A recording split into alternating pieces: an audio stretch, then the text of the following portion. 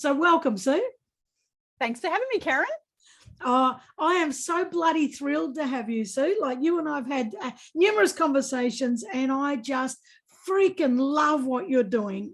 I love it. Love it so much. I love that you love it that much.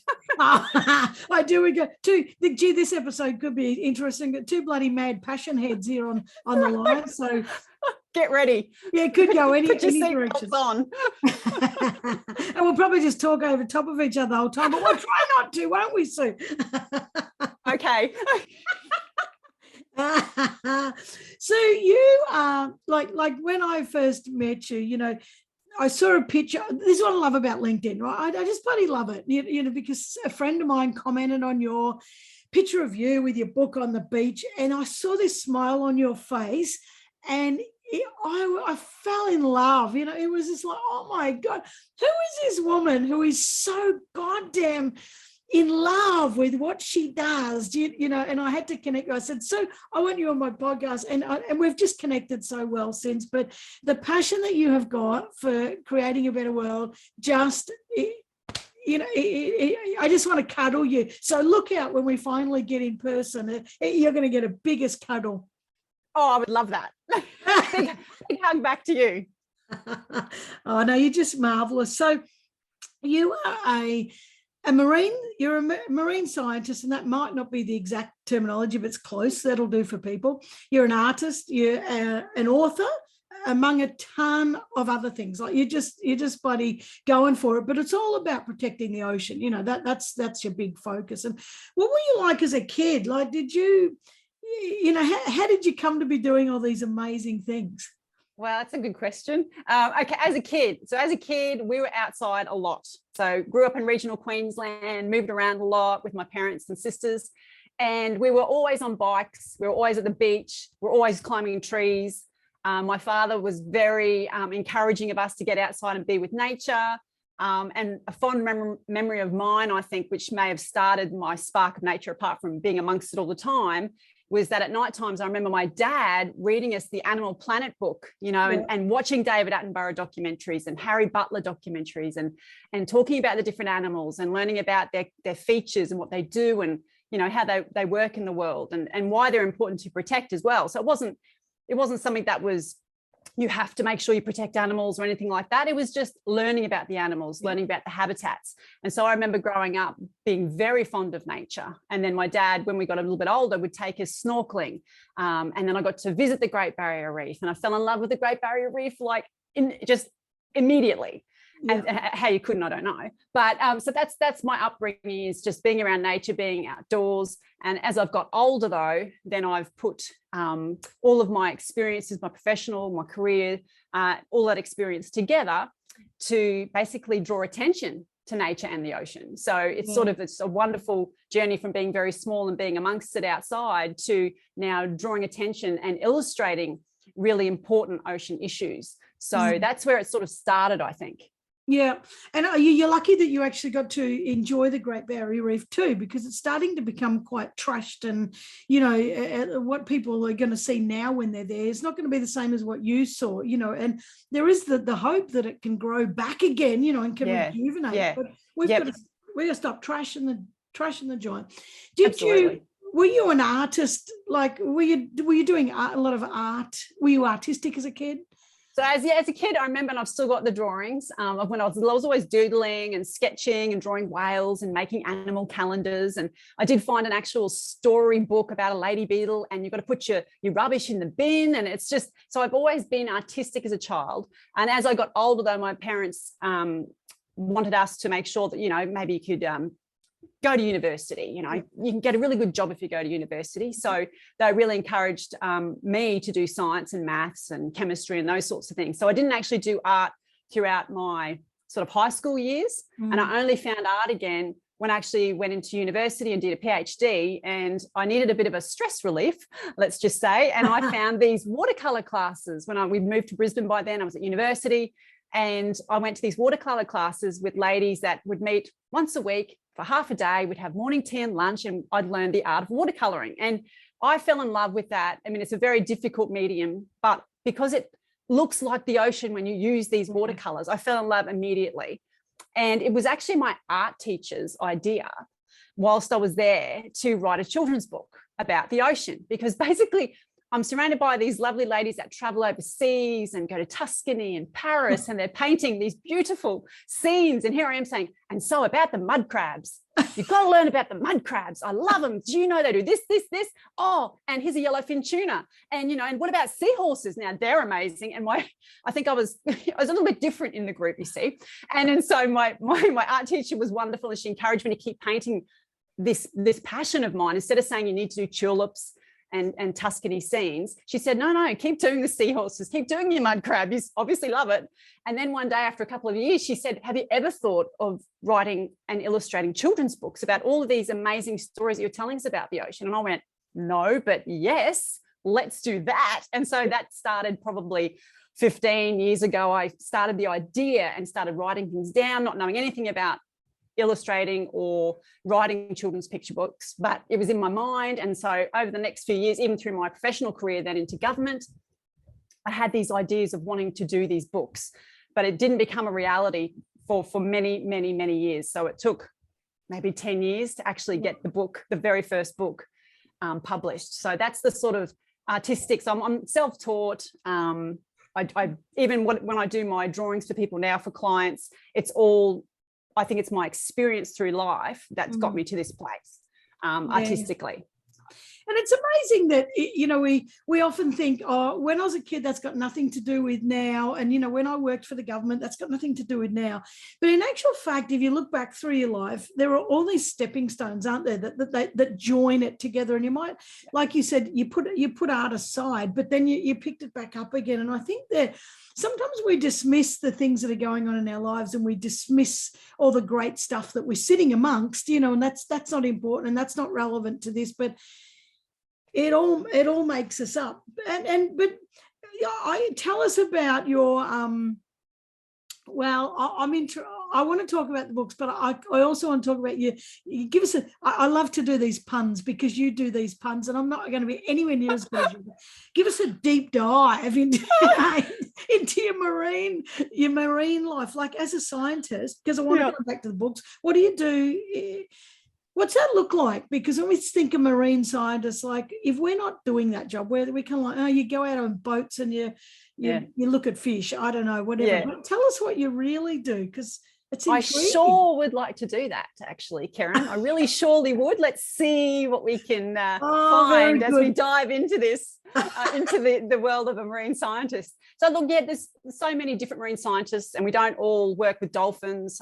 It'd be great if we could, but we don't all do the cute and cuddly sort of science. Some of us have, we all have different pathways. My pathway was into marine ecology, which is the study of marine animals and how they interact with the environment.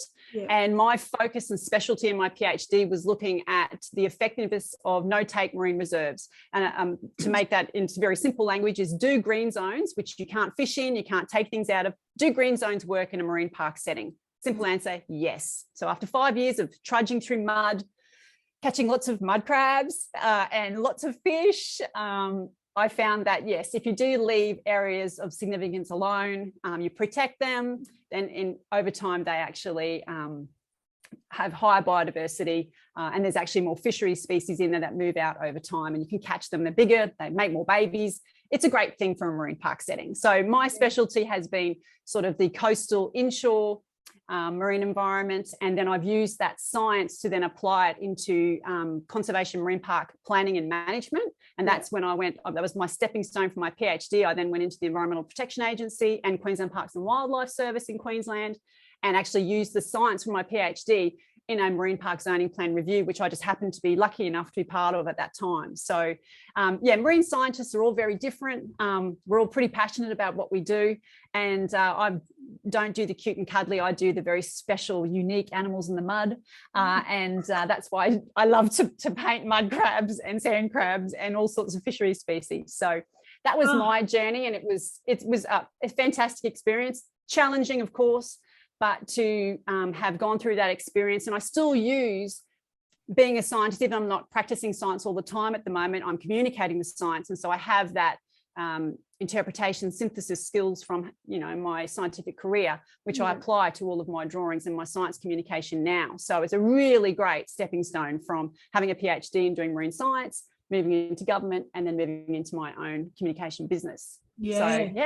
Which we're going to talk about too in a minute. But in a minute, it's going to take over the whole course of this because there's so much to get through. But I love how you said about if we leave it alone, does it rejuvenate? It's in Hawaii, and I remember seeing this for the first time, and they've got signs up like and I might get this back to front, but on the even year you can fish, and on the odd year you can't fish. And they had already implemented that long ago, because it was rejuvenating it.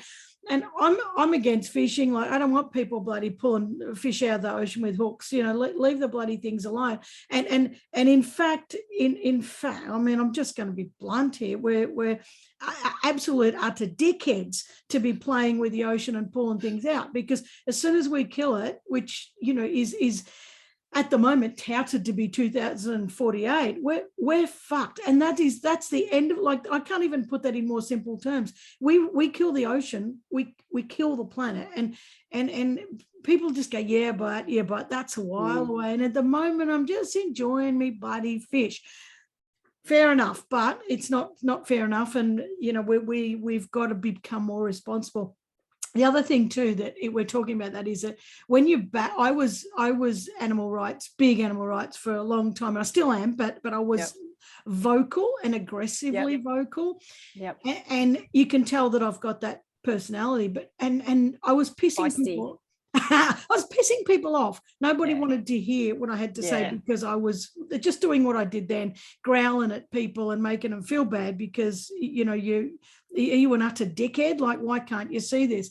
And so while I still say these things at times when I get annoyed, what I learned was that we need other mediums. We need softer mediums, to get through to people. So I started just not eating meat in front of people, and then they would ask questions. Oh, don't you eat meat? Why? And have the conversation. It was better. Yeah. So for you, you're doing that in the form of books and kids' books. I love that, because far out, adults don't listen, but kids you can mold. So start young. Yeah. Did you have that experience? Is that like, I know that your teacher in the art class said you should write books, but did you have the experience that you're trying to talk to adults and they're just not listening, but when you talk to kids, they're like, oh, what can I do about this? Yeah, I've definitely had that experience. When you do a marine park zoning plan review, it's a very controversial, challenging time for those that are on the protection side or the management side of a marine park. And so, yes, it was quite tense at times to talk to fishermen and to people that didn't want to accept the science, that if you leave something alone over a certain period of time, you'll actually get benefits from it later on. You're fishing for tomorrow, not for just today. So I've come up against a lot of that in my career. And I understand both sides now. I've worked in industry, I've worked for conservation. So I know there's a balancing act, but at the moment that balancing act is skewed very much towards impacting nature and taking things out of nature. So that we need to bring that balance back. And so when I started doing the children's books and then becoming my alter ego, Dr. Suzie Starfish, who loves to dress up as the ocean and go into classrooms, biggest joy of my life, I must say.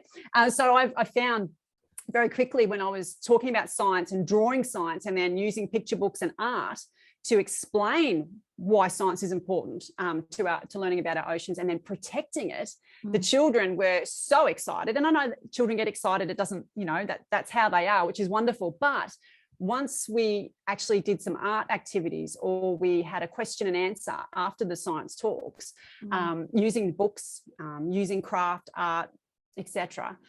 The children were very engaged and they remembered a lot of the information. They could recite back the science to me. They would then go tell their parents about that science. And when I say science, I'm not saying chemical formulas or scientific names of animals. I'm saying things like, if you do leave an area alone and you don't fish it for, let's say, 6 months, then later on it's going to be even better for people to enjoy and to utilize that resource. Same with things like climate change. So my first book is about climate change and coral bleaching.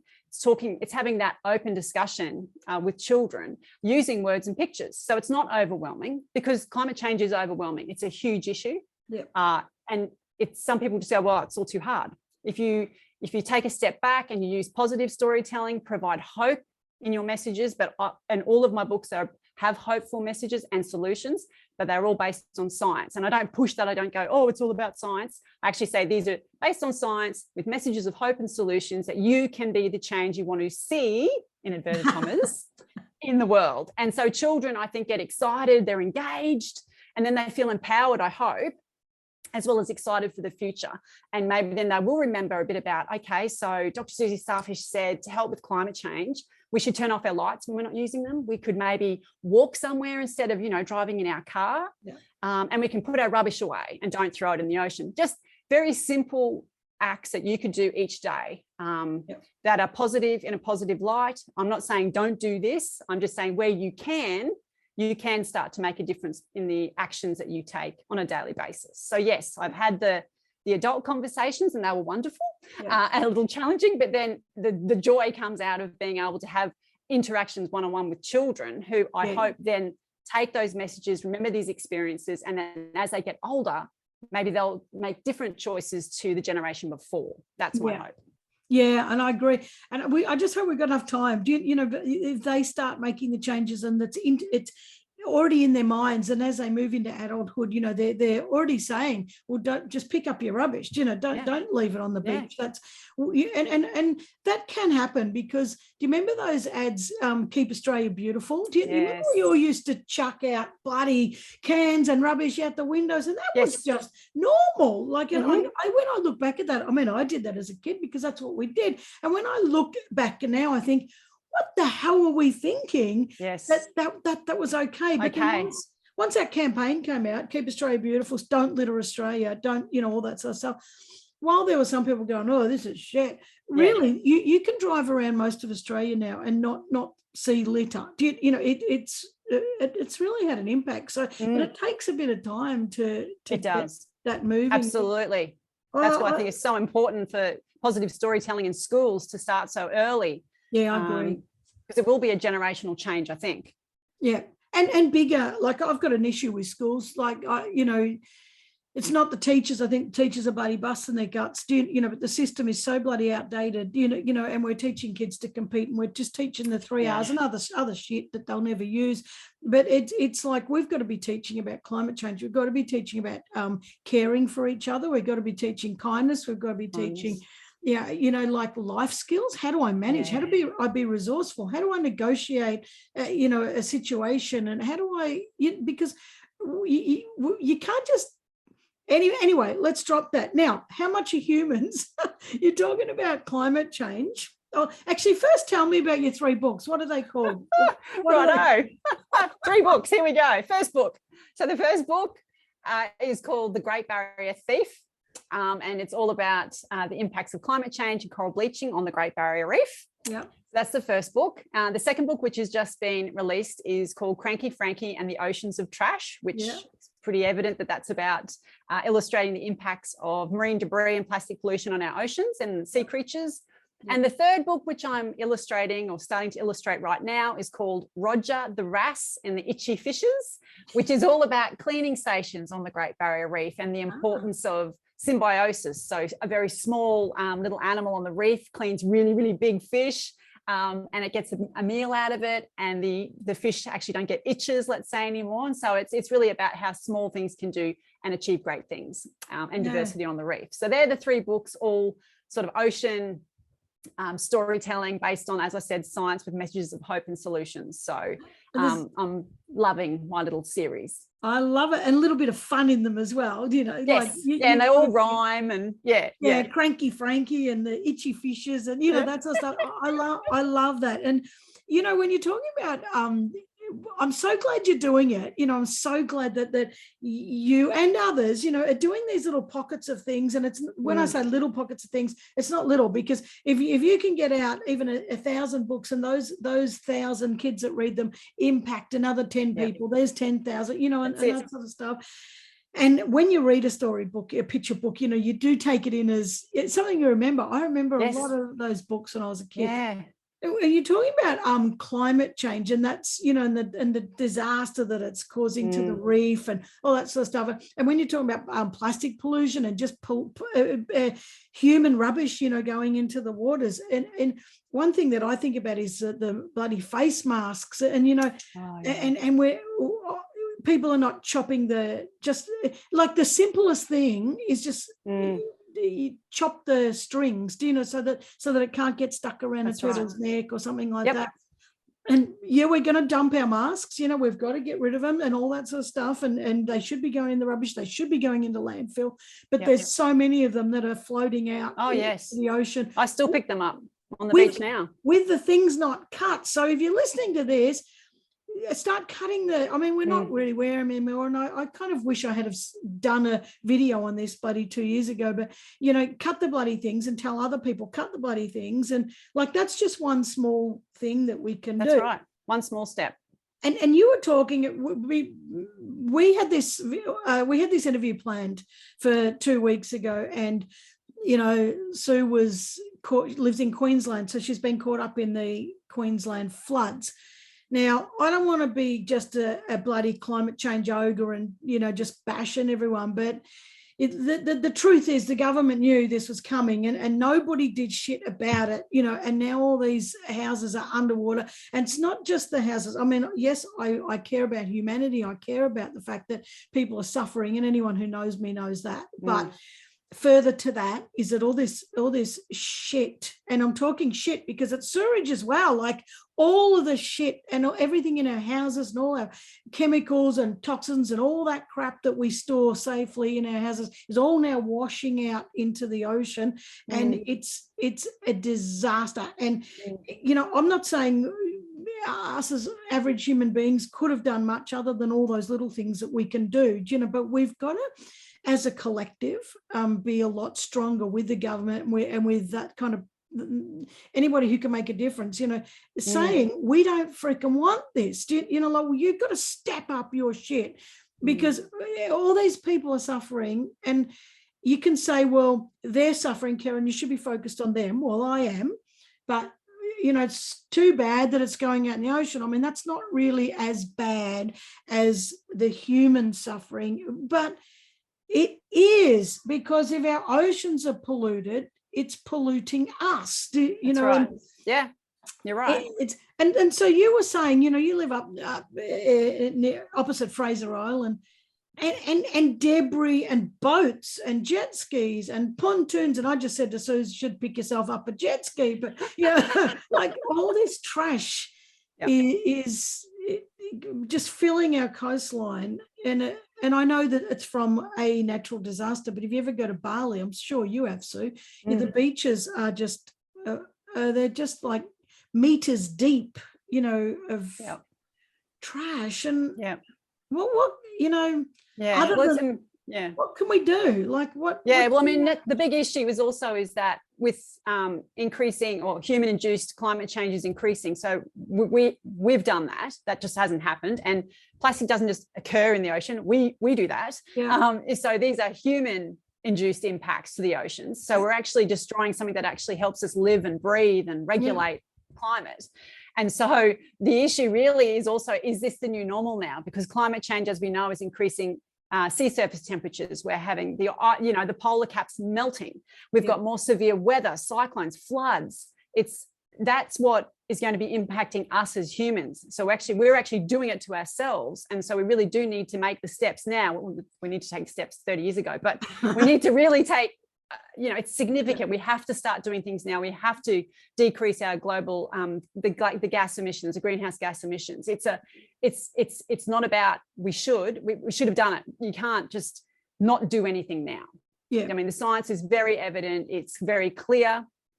And if we don't do things right now, then we are going to be in the new normal of seeing all this severe weather, lack of crops, lack of food. I mean, these are just going to be compounding impacts on us into the future. So it really is, you're saying, people think, oh, Karen, you should think about the people. Well, you actually are. The ocean, 70% of the world is ocean, and it's there for a reason, and it regulates the climate for us, and it helps with food and breathing. And the joy that we get from the ocean too, that shouldn't be discounted. So really we have to take the steps, and the steps are electricity and transport and being sustainable and doing the right thing and throwing your rubbish out. You know, just, I don't have all the answers. That's not what, I'm not an expert, but these are the sorts of small steps that I'm trying to actually include in my stories for children, just so that they don't get overwhelmed by these massive global issues, that locally they can do their own things on a daily basis. So I agree with you, but we are actually hurting ourselves in this catastrophe of climate change. And there's a lot of people who say that we're not having global warming, you know, like we're not having an increase in temperature. I just saw a great graphic from NASA. You know, they saw that. What a great illustration. It was fantastic. And it was like this little movie graphic of every month of the year for about the last 150 years or something like that, or 170 years, and how the temperatures were increasing. And you could literally see, you know, the years. It was like 1950s and then 1980s, where it just went out of control. And we're already teetering on the +1 degree. And you were talking about well, when I say teetering, we're already going over it and coming back over it, and like we're sitting there now. And you know, you can say, oh, I don't feel any different. 1 degree, that doesn't make any difference at all. It does, but you were talking about the oceans warming. You know, that's right. And what happens when the oceans warm 1 degree? Well, when the oceans warm, I mean, that you're going to see catastrophic impacts, which we already are. For example, the Great Barrier Reef has bleached 3 times in a matter of not that many years, and that hasn't happened till, you know, in recent times. And if that continues to happen, it can't keep regenerating itself. It just won't be able to keep up. And so, you know, ocean acidification, you've got the rising sea levels, where it's actually going to take out people's homes in island nations, which already probably has across the world. It is happening right now. So we're actually seeing it. And as I said, the polar caps melting. These are going to have catastrophic effects for people. And because we're so close to the Great Barrier Reef, that's sort of in my heart right now, is that to watch the bleaching events continue. And right now we are about to see potentially another bleaching event because of the increase in sea surface temperatures. So that's why The Great Barrier Reef was my first book. I wanted it to really make a mark. There wasn't another story like it. And I didn't want to scare children to say, look, the reefs could be dying, and parts of it have died. I'll be upfront. People don't like to say that, but parts of it have. And it will never recover. But in my book, I wanted to provide the hopeful solutions that we can, you know, do something about the greenhouse gas emissions. The colours on the reef can come back. That's how I sort of tried to illustrate coral bleaching for children. And you can do things each day to help, and tell your parents, because your parents vote. I don't say that, but you know, kids don't buy picture books. You know, adults do, grandparents do, teachers do, friends and family. And if you can have that conversation, even with little children, saying, hey, mum and dad, did you know this could happen in the future, and we need to do something about it today? That's my hope. And I know it's just one avenue, but can be a conversation starter.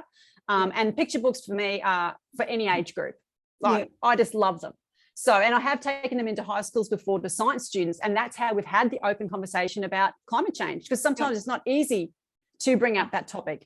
Controversial, it's a little bit complicated sometimes. And so I've actually, you know, this book's been from kindy right through up until I think grade 10, 11 science. And the reaction to the story has been the same every time. It doesn't matter how old you are. It's very excitable, and the color and what's happening here. And, you know, so I'm very grateful that I've been able to have that experience with children of all ages. I just hope that the next generation will take that forward and make the steps, make the change. Yeah, me too. And when you said, you know, you're only doing a little bit, it's if every person, like if tons more people do a little bit, you know, those little bits add up. Like I remember seeing when I was in Hawaii once, and I got this little card and it said, I'm only one, but still I'm one. Do you know? And I can't remember the rest of it, but that was all I needed. I'm only one, but still I'm one. And it was along the lines of, you know, if I do my thing,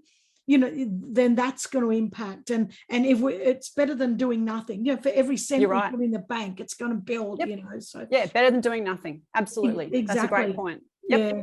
So, and you are the illustrator of your books, and that, you know, like you said that before, you know, but it's a lot of people will write a story and then they'll get an illustrator, but you're doing the whole bloody lot, and your illustrations are so fantastic. They're so colorful, they're so vibrant, they're so you feel like you're sitting there in the ocean with this little crab, or well, big crab, but it feels fantastic. And so your illustrations are not, they're not just the watercolor pictures in a book. They're really vibrant, intense, beautiful colors. Now, when you also illustrate for organizations, you're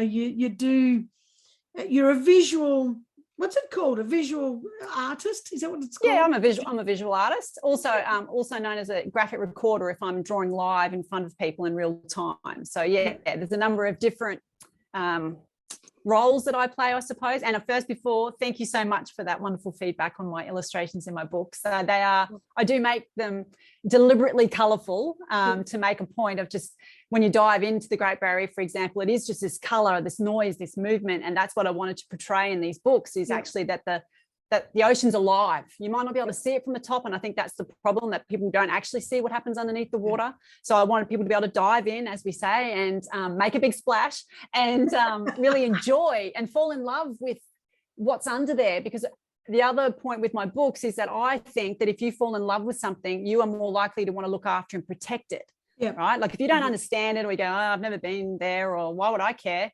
But if you dive into this story in these books and you sort of get an understanding of what's down there, why it's there, why it's important to look after you. And I'm hoping that people just fall in love with it. Yeah. So they take that love with them. So it's really just a love story about the oceans, with a bit of climate change, a little bit of marine debris, and a bit of symbiosis in there. So it's a bloody awful story, really. Like it's a catastrophe, really. But it's about how do we make it better? How do we make it better? You're right. Yeah. So thank you for that. So I'll go to my other life. The other part of my life is I'm a visual communicator. I run a small business communicating people's stories through words and pictures.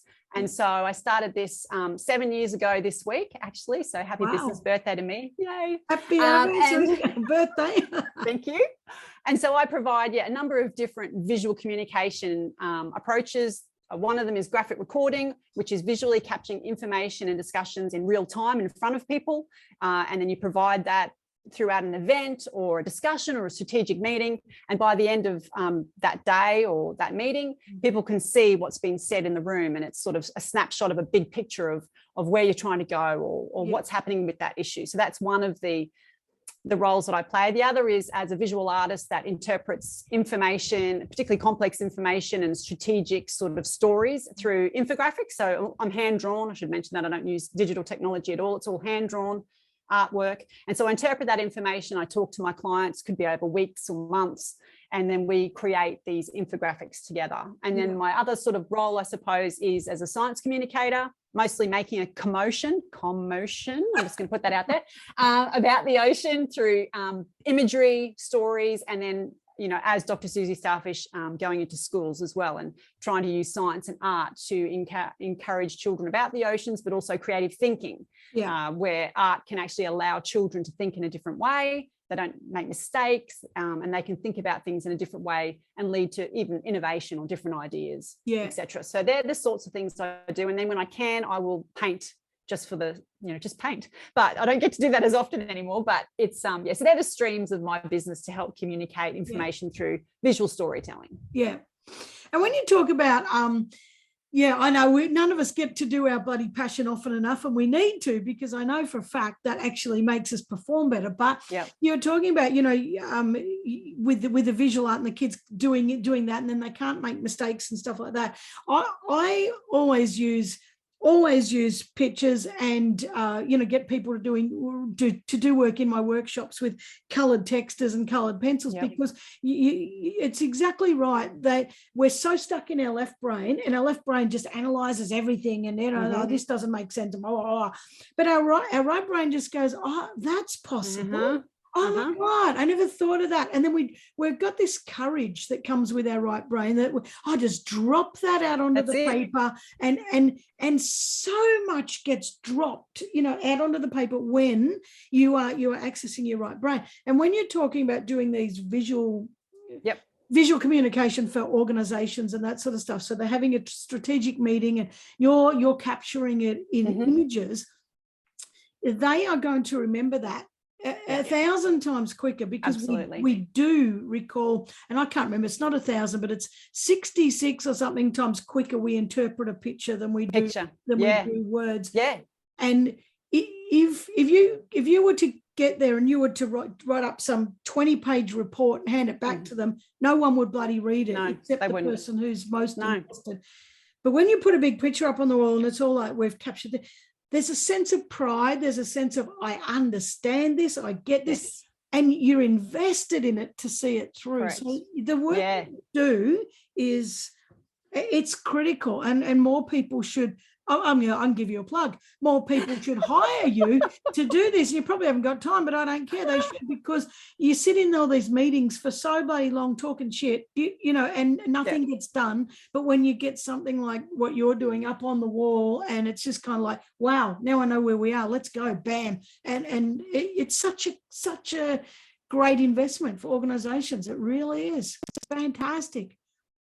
Thank you, Karen. Oh, that's lovely. No, but look, it is the power of pictures. It's particularly when I'm in a room. The other wonderful thing about visual storytelling is it reinforces the information as well. Like throughout the day, at the end of the day, post an event, post a meeting, you're not getting, like you said, a 20-page report or some dot points. You're actually getting the picture that you were part of. So people are part of the picture. That's the other point. I'm in the room as an independent person who's interpreting the information, listening to all of the different thoughts and feelings in the room. I really pick up on people that are talking high pitched or low, or those that aren't talking just yet. And so you can actually see the energy in the room change once people understand why I'm there, that I'm listening to you, for you. And then when they see this picture, they really get it. And it's like that moment for me is when I can just see the people, and they're taking photos and like, I understand. So to me, it's the most amazing feeling to watch that. And it's an amazing job of one I didn't even know existed till 7 years ago. So, and I think now we're being bombarded with so much doom and gloom and data and information and, you know, the doom scrolling that we're doing on our devices. And so when you see pictures, it sort of grabs your attention. You're like, oh, what's this? I get that. And so there is people really take to visual storytelling. And I think it's a really good time in the world for it. It relieves us from all this data and noise. I call it noise. There's so much noise. And they can see themselves in the picture. And I think that's really important these days to be able to connect with people, because everyone has a story. Right. There are so many stories out there, and I'm privileged in many ways to be in the room, invited into a room, or being at a board meeting or with strategic partners to listen to these stories and then draw back to them what's actually happening in the room. And sometimes it can be a little confronting, because they're like, oh, is that what we're saying? And I'm saying, well, that's what I've heard, you know. So it's a real reinforcement, reflection, and when you see it, you get it. So it's fantastic. I love it. And I love it. I love it too that it's an independent interpretation. You know, it's because, you know, if you can have someone taking notes in a strategic meeting and they've got an alliance with the loudest person in the room, it's skewed, you know, and there's bits missing and all that. Well, you're talking about hearing people's inflections and their energy. And that you're putting all those little subtle nuances into it to add color and to add perspective, which wouldn't be included in a written sort of report. You're absolutely right. And plus, the person usually writing is someone who's, like I said, connected to someone in the room is already allied with somebody. So there's already a skewed perspective. But for you to do that, I think that's bloody marvelous. I think I do. I sing your praises like buggery. I just think you're wonderful, wonderful. Yeah. So I think when people say, oh, how do you do what you do? I actually say to people, it's actually more about my active listening skills. I have to listen every minute of every hour that I'm there. I can't leave the room because something could happen. So, and then I just happen to be able to, and I'm downplaying my skill set here, but then I do put it into words and pictures and interpret and synthesize that information quickly. And I think that's because of my scientific background as well as my government experience. And so I can hear things independently. And I don't put myself in the picture at all. So I'm actually tuned out. Like it's quite an odd feeling when I'm in there, because I'm totally there for the people in the room. And sometimes I forget that I'm even in front of, it could be up to 1,000 people sometimes. And so I'm just up there, you know, I have to remember not to sing or to talk out loud because I get carried away. It's the only time my mind is like just on that moment with those people. So yeah, it's a fantastic experience, really. Oh, I absolutely love it. And so I want to ask you my get off the bench question, because I've absolutely loved this conversation. Look, I've even got my, Save the Rhinos yes, and you have Turtles and Elephant t-shirt and on. I've got jellyfish. Yeah. I was nearly going to wear blue, but then I thought we're both going to wear blue. We'll end up clashing, but I absolutely love it. So, there's going to be people, I know I've heard of so many people who say, I want to write a picture book, I'd love to write a kid's book, but what I've got to say is not important. No one's going to read my book, blah, blah. What advice would you give them? Yeah, I thought the same thing too. Don't get me wrong. But then I started following. I think it's very important to follow people that are in the space that you're interested in. Maybe find a mentor or find a group to be involved in that will encourage you to get your story out. But if you don't put your story out and you don't write it on paper, it's still a story in your head. Yeah. So until you make that decision to put that story on paper and have the courage to do it, then it's just going to be a story in your head. So the first thing is to get it down on paper, and then the next steps are to find a way to get that story published or get it out there in some other way. And so I suppose the picture book industry is it's quite competitive in terms of being able to get your book published in the big publishing houses. It's not an easy journey. I'll be very upfront about that. My first book I partner published, so I actually funded half of it myself because I wanted that book to be out there, and I wanted to keep the copyright of The Great Barrier Thief because I thought it was such an important story for me to hold on to and to have ownership of. And then I was lucky enough to actually get publishing deals with Little Pink Dog Books in Australia for my next two books. So it's a journey, but if you believe in your story and you do get off the bench and you write it down, then I think that passion, if you believe in it that much, it's going to happen for you in some way. Yeah. So, and I agree 100%. And I say that in all my workshops, get it out of your head onto paper. And then into action, because you will never take action while it's in your head. You have to actually see it in front of you, and it comes to life. As soon as it's in front of you, it comes to life. Sue, I have loved this conversation. You are just a bloody genius. You are a beautiful, beautiful human being. Oh. And no, I'm serious, and I'm serious. So your energy is just, oh God. Right back at you. Thank you so much. I just, it's not hard. It's not hard to be a great human being, and it's not hard to care about what you're doing, and it's not hard to care about others, and it's not hard to look at the planet and go, I love this and I want to take care of it. And, when people are actively doing something, and it doesn't have to be as big as you, it just needs to be, shit, I'm going to cut my tags on my mask, or shit, I'm going to make sure that there's no poisons in my bin, or I'm going to make sure, blah, blah, blah. Little things like that make such small steps can make a big difference. I agree. I just love you, Sue. I just think you are. Now, thank you. And I know, my absolute pleasure. And I know that listening to this, people are going to be like going, yes, Karen, I agree. I love Dr. Suzie Starfish too. Now, so where can people find you? So the easiest way to find me is on my website, and that's drsuepillans.com. And then you can dive in with me as Dr. Suzie Starfish on Facebook, of course. So, yes. Love it. And LinkedIn, of course, because that's where I found you. Sue, this has been fantastic. You are just a gem. I'm so pleased that you've come to share all this with my audience, because, sometimes we hit these hard topics, and everyone knows me that is listening to this. I'm such a bloody hard head with these topics, and it's no point me just banging on about it. I have to get people on that can say it in a much more gentle way than me, because I'm such a hammerhead with it. And I absolutely love it, and I just think that so many people are going to get so much out of what you said. Well, thank you for having me. It's been just wonderful and a great opportunity, and I think you're very passionate. There's nothing wrong with passion. I think together we make a great commotion. So yes, people can just dive in with us. So in case you didn't get it, Sue's put puns all the way through the interview, and I'm just dying for you and I to be in the same room running a workshop together. And I tell you what, by Jesus, no one will know what's hit them, but more importantly, I can't wait to meet you and give you a giant bloody hug, just to amplify the energy. Absolutely, can't wait. Yeah, me too. All right. Well, thank you. And hopefully everyone will follow you, and I'll catch up with you shortly. Thanks, Karen. Thanks. See ya. See ya.